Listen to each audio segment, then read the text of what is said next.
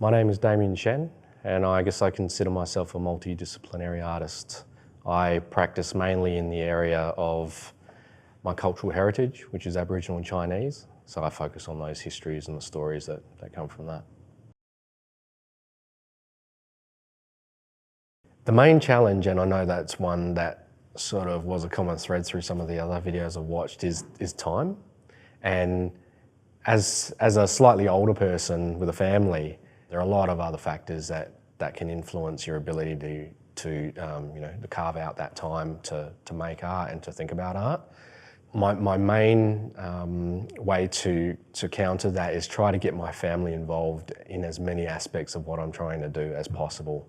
My studio is at home, so the kids can be in and around me at the time. Where I can for various openings, my family comes with me if it's interstate or even overseas they've come. And I guess the measuring stick is if the family is happy and okay, then pretty much everything's okay.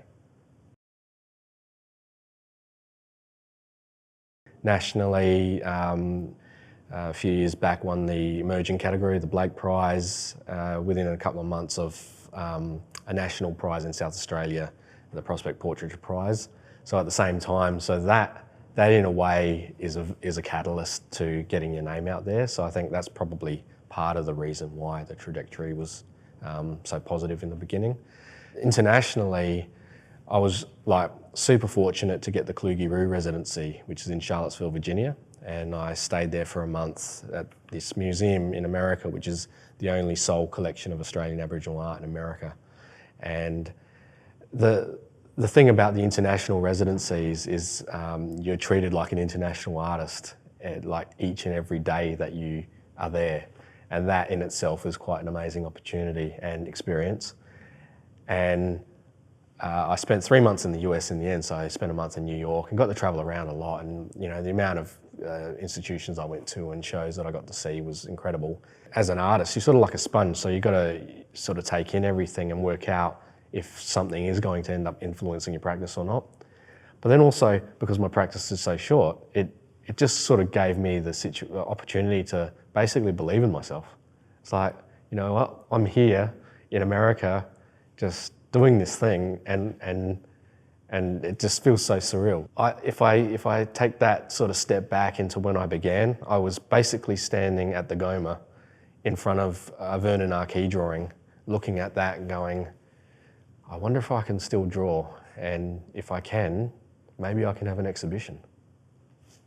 And that was sort of where it all started. Pretty amazing. For me, I think art's, it's basically like a frame of reference. We view humanity through it, past, present, future, and we can talk about so many things through the arts. Personally, I've used art to help educate myself around my culture, and part of it, the big part of it is the research that I do before undertaking a body of work. I educate myself and then I turn it into art, which ideally is something that is captivating for an audience or can grab their attention for a moment, and then you deliver that knowledge that you've learnt to them as in form of like an educational piece to some degree. It's just such a powerful thing.